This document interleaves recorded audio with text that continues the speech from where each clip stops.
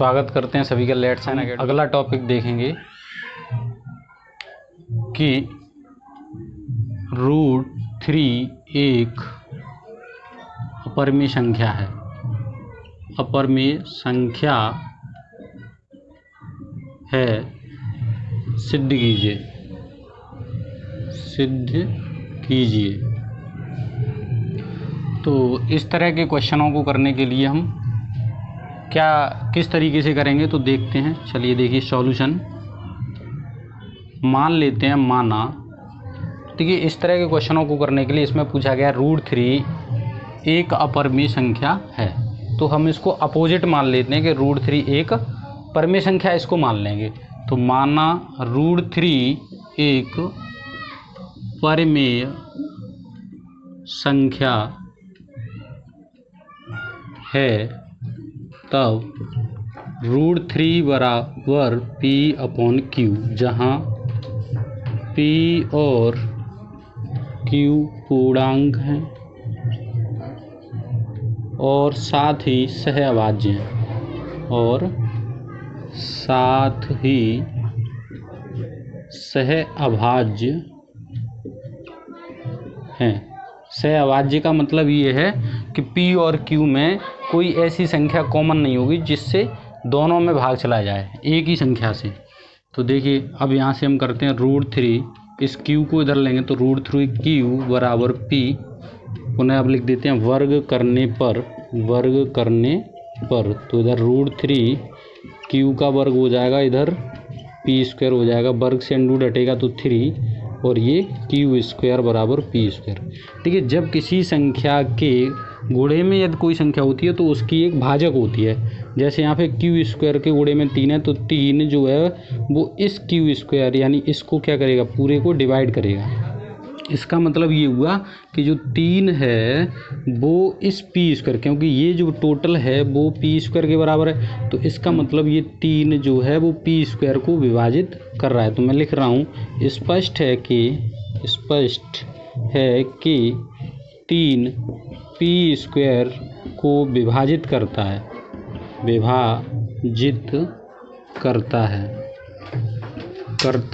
है।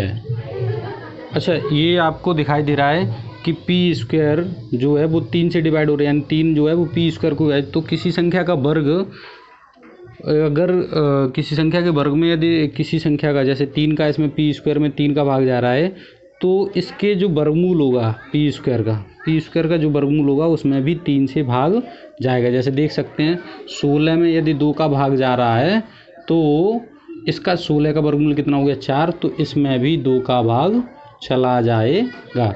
तो यही चीज़ मैं बोल रहा हूँ कि यहाँ ये 3 जो है P² को विभाजित कर रहा है, तो अतः 3 P को भी विभाजित करेगा। अतः माना P बराबर 3m, ये मैंने मान लिया। तो P का मान, इसे समीकरण 1 बना देंगे। समीकरण 1 में रखने पर P का मान समीकरण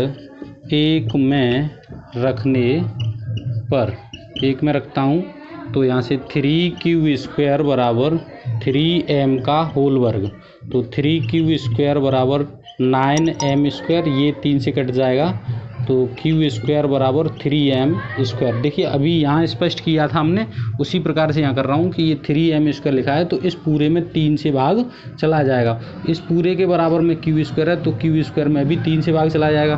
तो मैं यहाँ लिख रहा हूँ कि Q² स्पष्ट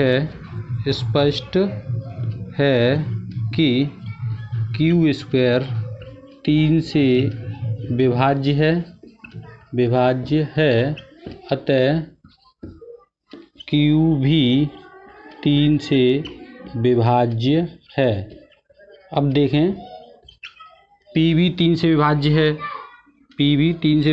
और Q भी 3 से विभाज्य है, लेकिन हमने यहाँ क्या माना है कि ये सहअभाज्य हैं, यानी इनमें ऐसी कोई कॉमन संख्या नहीं है जिसमें दोनों से डिवाइड चला जाए। 3 से भी P में भी जा रहा है और Q में, अतः ये हमारा क्या निकल रहा है, गलत निकल रहा है। इसका मतलब ये हमने जो परिमेय संख्या मानी है परमेय संख्या के अनुसार ये कैसे निकलनी चाहिए, सहभाज्य निकलनी चाहिए, लेकिन ये कैसे निकलना है, भाज्य निकलना है। 3 से ही भाग जा रहा है इसमें भी और इसमें भी जा रहा है 3 से भाग, तो इसका मतलब ये जो हमने किया, ये जो माना है हमने वो गलत माना है।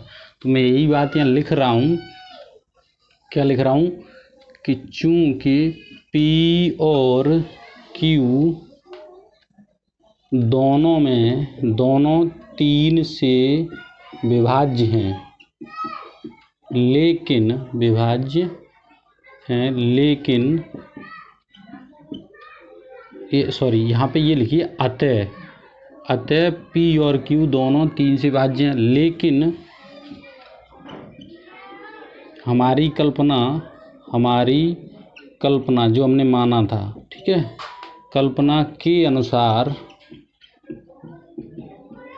P और Q सह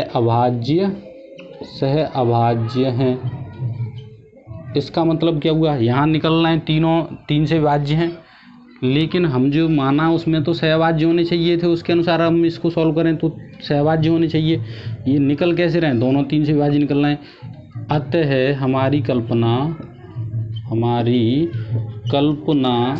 गलत है। कैसी है, गलत है। इसका मतलब अगर हमने क्या कल्पना की थी कि √3, यही तो माना था, यही तो कल्पना की थी कि √3 एक परमेय संख्या है। इसका मतलब अगर ये गलत हो गई तो √3 कैसी परमेय संख्या हुआ, √3 एक अपरिमेय संख्या है, यही हमें सिद्ध करना था। तो ये इस तरह के क्वेश्चन √3, √5, √7, √2 इस तरह के क्वेश्चनों को आपको करना है। √5, √7 और √2 एक अपरिमेय संख्या है, ये आप सिद्ध करेंगे। ठीक है, फिर मिलते हैं अगली वीडियो में।